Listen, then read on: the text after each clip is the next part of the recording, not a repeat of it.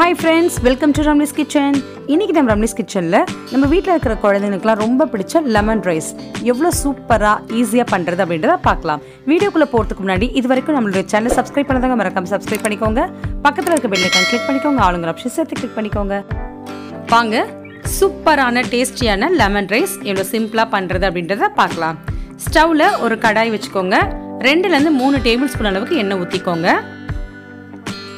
எண்ணெய் நல்லா காயட்டும்.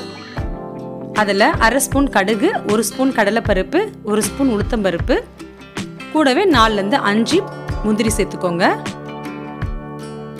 இதை நல்லா ஃப்ரை பண்ணிக்கோங்க. காரத்துக்கு காஞ்ச மிளகாய், பச்சை மிளகாய் ரெண்டுமே சேர்த்துக்கலாம். இது ரெண்டோட ஃப்ளேவர் சேரும்போது ரொம்ப நல்லாயிருக்கும். இஞ்சி ஒரு துண்டு அளவுக்கு பொடியாக நறுக்கி சேர்த்துக்கிறேன். இஞ்சி சேர்க்கறனால ரைஸோட ஃப்ளேவர் ரொம்ப நல்லாயிருக்கும், அதனால சேர்த்துக்கிறேன். கூடவே வறுத்த வேர்க்கடலை சேர்க்கிறேன். நீங்கள் பச்சை வேர்க்கடலை சேர்க்கறதா இருந்தால் கொஞ்சம் முன்னாடியே சேர்த்துருங்க. இதோட ஒரு பிஞ்ச் அளவுக்கு பெருங்காயம், 1/2 ஸ்பூன் மஞ்சள் தூள், கருவேப்பிலை சேர்த்து நல்லா ஃப்ரை பண்ணிக்கலாம். மஞ்சள் ஸ்டார்டிங்லேயே சேர்த்துட்டிங்கன்னா அதோட கலர் ரொம்ப கருப்பாயிடும், அதுக்காக தான் நான் கடைசியாக சேர்த்துக்கிறேன். இதோட உங்களுக்கு ரைஸ் எவ்வளோ எடுத்துருக்கீங்களோ அதுக்கு தகுந்த மாதிரி லெமன் ஜூஸ் சேர்த்துக்கோங்க. தேவையான அளவுக்கு உப்பு சேர்த்துக்கோங்க. சாதம் நீங்கள் உடனே கிளறணும் அப்படின்னு நினச்சிங்கன்னா ரொம்ப நேரம் இதை கொதிக்க வைக்க வேண்டாம். சப்போஸ் இதை நீங்கள் ஸ்டோர் பண்ணணும் அப்படின்னு நினச்சிங்கன்னா இது ஒரு 5லேருந்து 10 நிமிஷம் சிம்மில் வச்சு கொதிக்க வச்சு அதுக்கப்புறம் ஸ்டோர் பண்ணிக்கோங்க. ரைஸ் நல்லா ஆற வச்சு இதோட சேர்த்து கிளறணும். சப்போஸ் சூடாக இருந்துச்சுன்னா ஃப்ரீசரில் ஒரு 5 நிமிஷம் வச்சு எடுத்துக்கோங்க. நல்லா உதிரி உதிரியாக வரும். இதோட 2 ஸ்பூன் நல்லெண்ணெய் சேர்த்துனீங்கன்னா இன்னும் ரைஸ் நமக்கு உதிரியாக கிடைக்கும். அதே மாதிரி சீக்கிரம் கெடாது.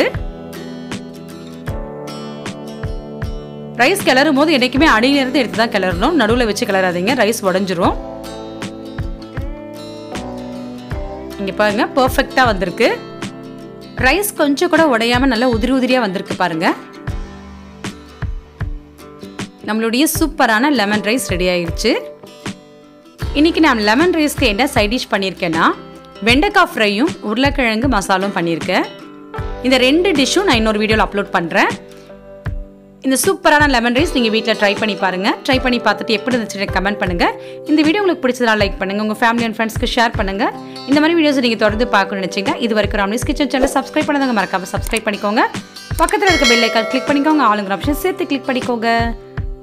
தேங்க்ஸ் ஃபார் வாட்சிங்.